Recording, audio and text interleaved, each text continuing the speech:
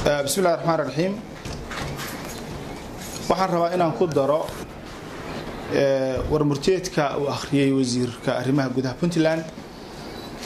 Si aad la socoteen dawladda Somaliland, maamulka Somaliland wuxuu sheegay in la laayo ardayda ku dhaqan jaamacadaha wax ka barata Somaliland.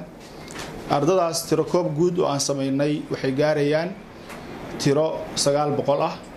514 waxay joogaan Boorame, 310 waxay joogaan Hargeysa. waxaan ardada u sheegaynaa inay ku soo noqdaan guryahoodii. waxaan ka codsanaynaa jaamacadaha ay wax ka dhigtaan inay u soo wareejiyaan semesteradoodii iyo curriculumkoodii. si sharaf leh baan uga codsanaynaa si ay iyagoo bad qaba guryahooda wax ugu bartaan. taasi waa ardayda.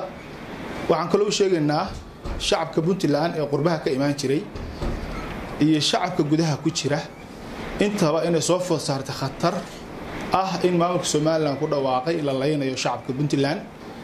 waxaan u sheegaynaa dadkii ka soo dhoofi jiray dibadda soo mari jiray Hargeysa inay ka soo degaan garoomadooda haddii ay ku kaliftana ay soo maraan Muqdisho caasimadda Soomaaliya.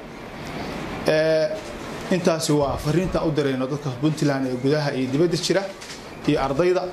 waxaan kaloo rabnaa guddi ahaan inaan la hadalno shacabka Laascaano ee ku jira maxamiyadda ay uu ku hayo Muuse Biixi.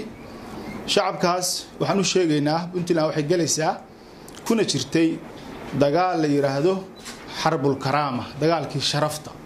sharaftiinii ayaa wax la yeelay. sharaftii sool ayaa wax la yeelay. sharafteennii baa wax la yeelay. waxaad maqlayseen in mas'uuliyiin Somaliland ay leeyihiin awooyaashood soo waraysta. waxaad maqlayseen inay leeyihiin garaadadooda googarda qaba.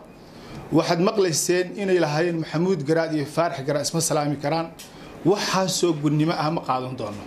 shacabka reer sool waa inay ka dhiidhiyaan. waxaad ogaataan Sayid Maxamed Cabdulla Xasan markuu Berbera yimid ee Ingiriisku haystay masaajid buu ku tukaday salaad subax. nin Ingiriis ah yimid muadinkii buu dilay. sayidkii wuxuu yiri maxaa loo dilay ninkan muadinka ah? Ingiriiska baa la weydiiyay askariga ahaa. wuxuu yiri aadaankaas ka seexan waay.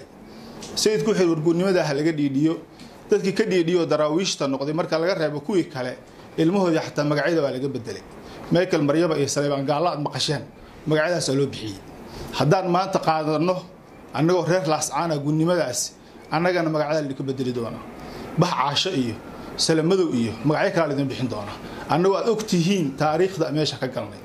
waxa la rabaa inaad u istaagtaan xoreynta dalkiina. waxa la rabaa mudaharaad la yiraahdo mudaharaadkii karaamada ee sharafta dadkeena iyo dalkeena inaad qabataan. waxaan u sheegaynaa dhalinyarada iyo waayeelka jooga meesha la yiraahdo Laascaano maanta ma aha maalintii aan dhowran lahayn in isir iyo ab iyo dal iyo diinba leena ka bedelo. maanta waa maalinta aan u istaagi lahayn xoreynta dalkeena.